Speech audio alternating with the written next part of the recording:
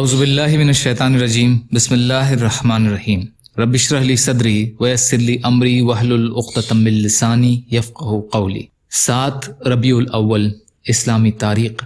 حضرت عیسیٰ علیہ السلام کے معجزات اور خصوصیات۔ جب حضرت عیسیٰ علیہ السلام نے بنی اسرائیل کو توحید کی دعوت دی اور قوم نے آپ کو جھٹلایا تو اللہ تعالیٰ نے ان کو نبوت کی تصدیق کے لیے بہت سے معجزات عطا فرمائے، جن کا تذکرہ قرآن پاک میں بھی آیا ہے۔ مثلا اللہ تعالیٰ نے ان کو بغیر باپ کے پیدا فرمایا اور پیدائش کے بعد گودھی میں اپنی ماں کی پاک دامنی کی گواہی دی۔ اللہ تعالیٰ کے حکم سے وہ مردوں کو زندہ اور پیدائشی اندھوں کو دیکھنے والا کر دیتے، مٹی سے پرندے بنا کر پھونک مار کر اڑا دیتے، کوڑ کے مریضوں پر ہاتھ پھیر کر اچھا کر دیتے، لوگوں کے گھروں میں رکھی ہوئی چیزوں کے بارے میں خبر بتا دیا کرتے تھے، اور حواریوں کی فرمائش پر آپ کی دعا سے آسمان سے کھانے کا دسترخوان نازل ہوا۔ آخر میں اللہ تعالیٰ نے دشمنوں سے حفاظت کرتے ہوئے ان کو زندہ آسمان پر اٹھا لیا، اور آخری زمانے میں قیامت کے قریب آسمان سے اتریں گے اور دجال کو قتل کر دیں گے۔ اللہ تعالیٰ کی قدرت۔ طوطا۔ اللہ تعالیٰ نے بعض پرندوں کو بڑی خصوصیت عطا فرمائی ہے، ان میں سے ایک طوطا بھی ہے۔ یہ زیادہ تر ہرے رنگ کا ہوتا ہے۔ اس کی آواز سے لطف اندوز ہونے کے لیے لوگ اسے اپنے گھروں میں پالتے ہیں۔ یہ بڑا خوش آواز، نہایت ہی سمجھدار اور نقل اتارنے کی مکمل صلاحیت رکھتا ہے۔ لوگ اس کے سامنے آئینہ رکھ کر اسے سکھاتے ہیں، تھوڑی سی تعلیم سے وہ بات چیت کرنے لگتا ہے۔ آخر اس چھوٹے سے پرندے کو سیکھنے اور نقل اتارنے کی صلاحیت کس نے عطا فرمائی ہے؟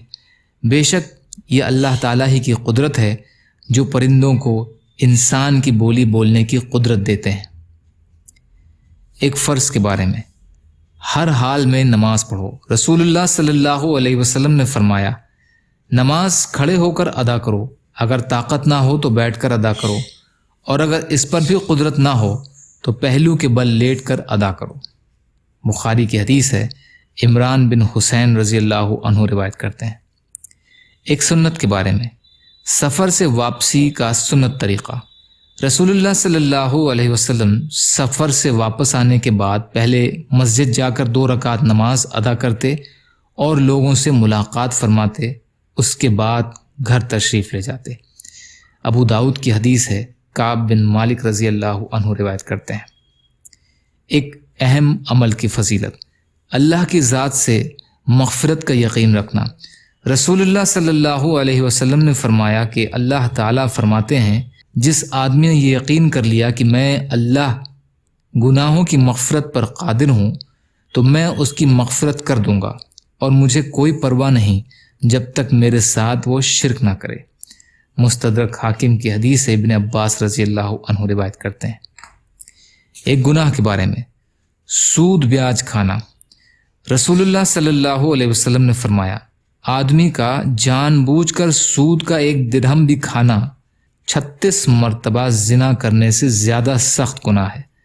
مسند احمد کی حدیث ہے، عبداللہ بن حنظلہ رضی اللہ عنہ روایت کرتے ہیں۔ دنیا کے بارے میں۔ دنیا کی قدر اللہ کے نزدیک۔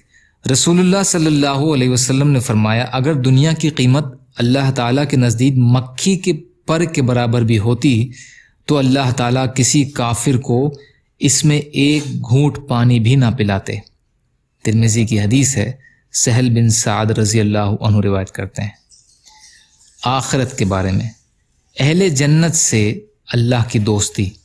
قرآن میں اللہ تعالیٰ فرماتے ہیں، مومنین سے کہا جائے گا، ہم دنیا کی زندگی میں بھی تمہارے رفیق تھے اور آخرت میں بھی تمہارے رفیق رہیں گے، اور جنت میں تمہارے لیے ہر وہ چیز موجود ہوگی جو تمہارا دل چاہے گا، اور وہاں جو تم مانگو گے وہ تم کو ملے گا۔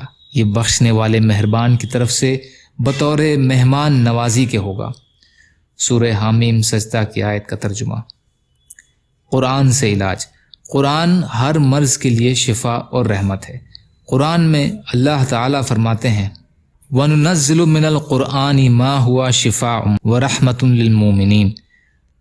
ہم قرآن میں ایسی چیزیں نازل کرتے ہیں جو ایمان والوں کے حق میں شفا اور رحمت ہیں۔